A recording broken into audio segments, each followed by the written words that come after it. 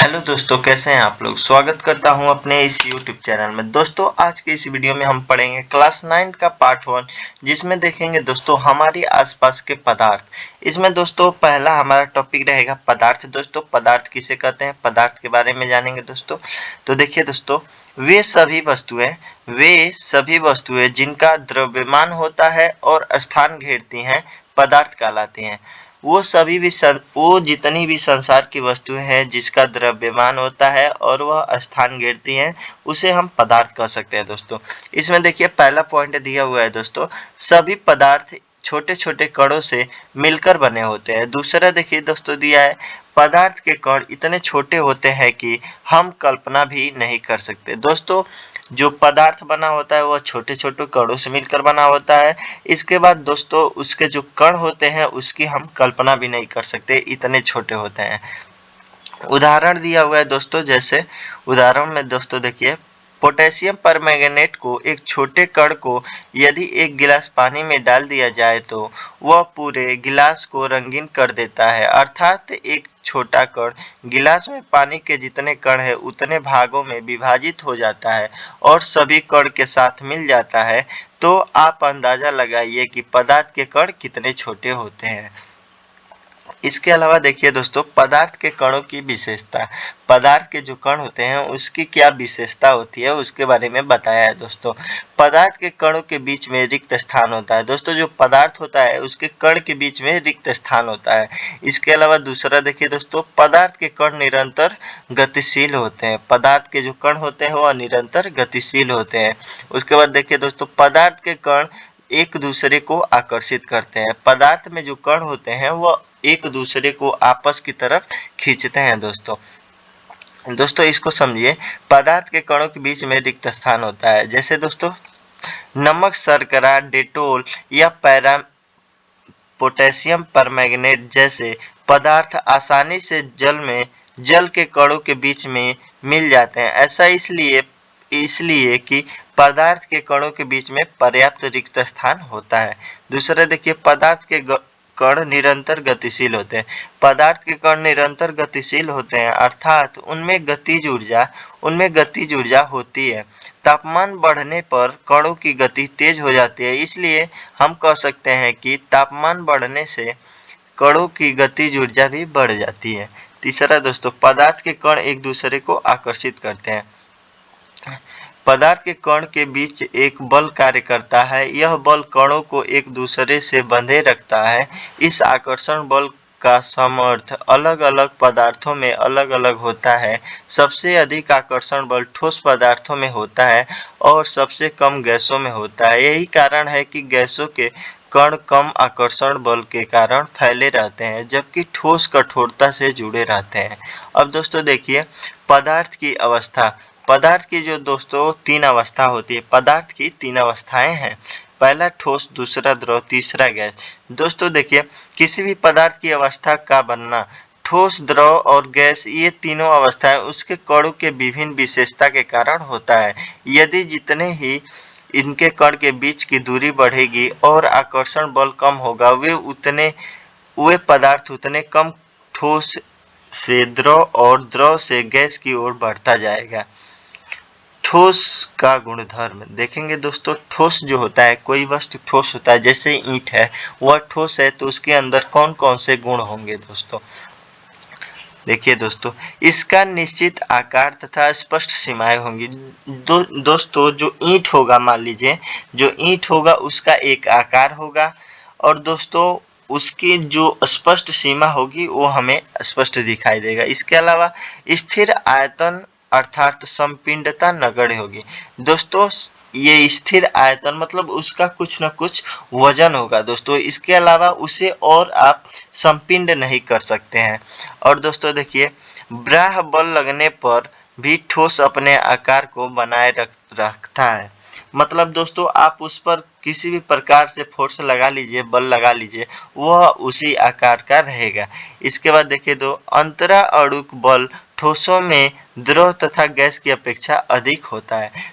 दोस्तों, जो पदार्थ के कण होते हैं उसमें जो कणों के बीच में बल रखता है वह ठोस और द्रव की अपेक्षा बहुत ज़्यादा होता है दोस्तों। इसके अलावा अगला देखेंगे दोस्तों, द्रव के गुणधर्म। द्रव जो होता है उसका गुणधर्म क्या है? द्रव मतलब मान लीजिए पानी दोस्तों। देखिए, द्रव का निश्चित आकार नहीं होता दोस्तों। जो द्रव होता है यानी पानी मान लीजिए, इसका कोई निश्चित आकार नहीं होता। इसे आप जिस बर्तन में रखेंगे उसी बर्तन का आकार ले लेता है। अर्थात अगर इसे जमीन पे गिराते हैं तो ये इधर उधर इसका आकार ही नहीं बनता है, इधर उधर फैल जाता है। इसके बाद देखेंगे दोस्तों दूसरा, इसका आयतन निश्चित होता है, परंतु दोस्तों इसका कुछ न कुछ वजन होगा। लीटर में है कि ग्राम में है कि कितना वो है, ये कुछ न कुछ जरूर होगा इसका दोस्तों। उसके बाद देखेंगे दोस्तों, द्रवों में बहाव होता है।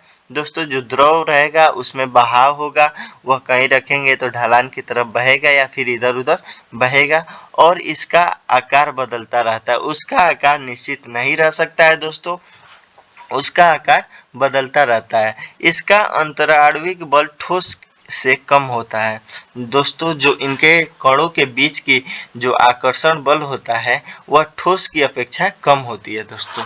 अब देखेंगे दोस्तों, गैस के गुणधर्म। गैसों के क्या गुणधर्म है दोस्तों, इसको देखेंगे। ठोस एवं द्रवों की तुलना में गैसों की संपीड्यता काफी अधिक होती है। संपीड्यता मतलब ज्यादा से ज्यादा कणों को इकट्ठा कर सकते हैं। जो ठोस और द्रव की अपेक्षा गैस होते हैं उसके कण काफी दूर दूर होते हैं, इस वजह से उसको ज्यादा इकट्ठा कर सकते हैं, ज्यादा पास में ला सकते हैं।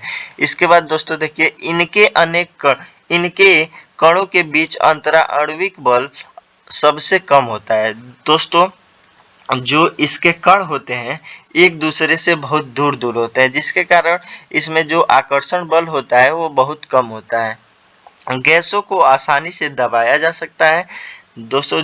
गैस जो होता है उसको आसानी से दबाया जा सकता है, क्योंकि इनके कणों के मध्य जो आकर्षण बल होता है वह कम होता है। इसका विसरण काफी तीव्रता से होता है दोस्तों। यह एक मतलब किसी बर्तन में रखे हुए हैं, इसको जब खोलेंगे तो ये बहुत तेजी गति से बाहर की तरफ निकलेंगे दोस्तों। उसके बाद देखेंगे दोस्तों वाष्पीकरण। वाष्पीकरण किसे कहते हैं दोस्तों, देखिए, क्वथनांक से कम तापमान पर द्रव के वाष्प में परिवर्तन होने की प्रक्रिया वाष्पीकरण कहलाता है दोस्तों। वाष्पीकरण की प्रक्रिया को समझिए। वाष्पीकरण की प्रक्रिया, पदार्थ के कण हमेशा गतिशील होते हैं और कभी रुकते नहीं है। एक निश्चित तापमान पर गैस, द्रव या गैस के कणों में विभिन्न मात्रा में गतिज ऊर्जा होती है।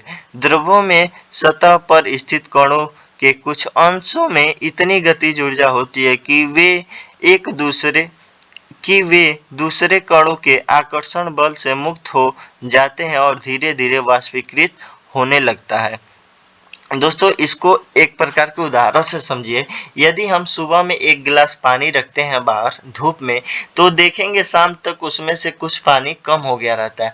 आखिर ये पानी जाता कहाँ है? तो दोस्तों ये वाष्पीकरण का उदाहरण है कि पानी जो होता है धूप के कारण या फिर तापमान के कारण वह वाष्पीकृत हो जाता है और उसमें से कुछ पानी उड़ जाता है। अर्थात द्रव जब वाष्प बन के उड़ जाता है उसी क्रिया को कहेंगे वाष्पीकरण। और दोस्तों देखिए, इसमें अगला पॉइंट क्या दिया है, क्वथनांक। क्वथनांक किसे कहते हैं दोस्तों, इसे समझिए। वायुमंडलीय दाब पर वह तापमान जिस पर कोई द्रव उबलने लगता है, वह तापमान दोस्तों जिस पर कोई द्रव उबलने लगता है वह तापमान उस द्रव का क्वथनांक कहलाता है। जैसे जल 373 केल्विन अर्थात 100 डिग्री सेल्सियस तापमान पर उबलने लगता है, इसलिए जल का क्वथनांक 373 केल्विन है। उसके बाद देखेंगे दोस्तों गलनांक। गलनांक किसे कहते हैं, जिस तापमान पर ठोस पिघलकर द्रव बन जाता है दोस्तों, वह तापमान जिस पर ठोस पिघलकर द्रव बन जाता है वह तापमान उस ठोस पदार्थ का गलनांक कहलाता है।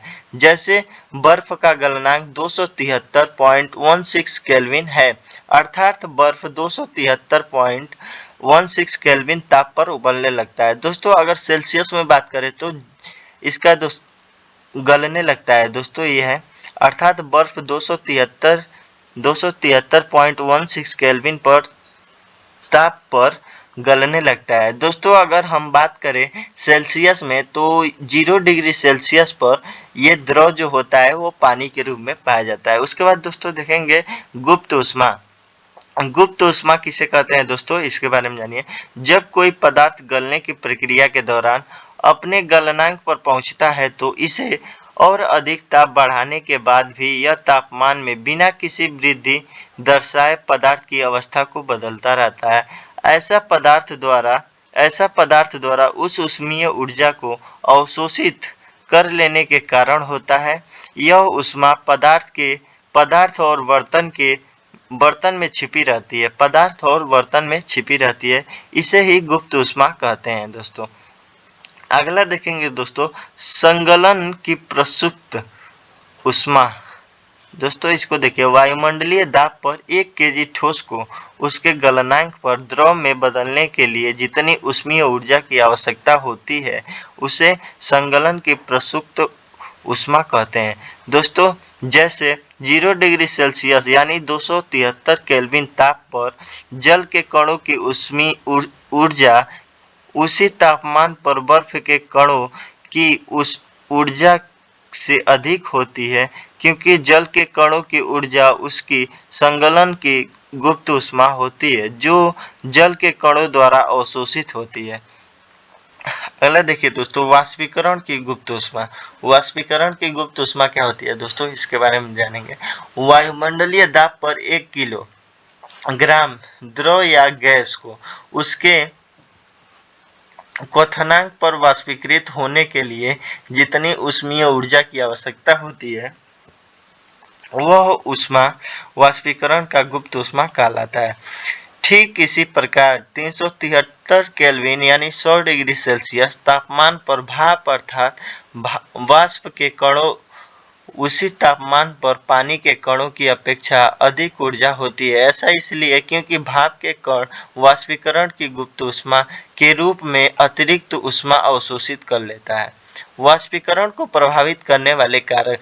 दोस्तों जो वाष्पीकरण होता है उसको कौन कौन से कारण प्रभावित कर सकते हैं इसके बारे में इसमें बताया गया है। तो दोस्तों देखिए यहाँ पर दिया है क्षेत्रफल, सतह क्षेत्र बढ़ने पर, दूसरा है दोस्तों तापमान में वृद्धि करने पर, तीसरा है आर्द्रता में कमी, चौथा है वायु की गति में वृद्धि।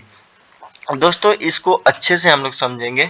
दोस्तों वाष्पीकरण अभी हमने पढ़ा कि वाष्पीकरण द्रव को वाष्प बन के उड़ने की प्रक्रिया को वाष्पीकरण कहते हैं। यह कब दोस्तों ज्यादा होता है या फिर कम होता है, इसके बारे में जानेंगे दोस्तों।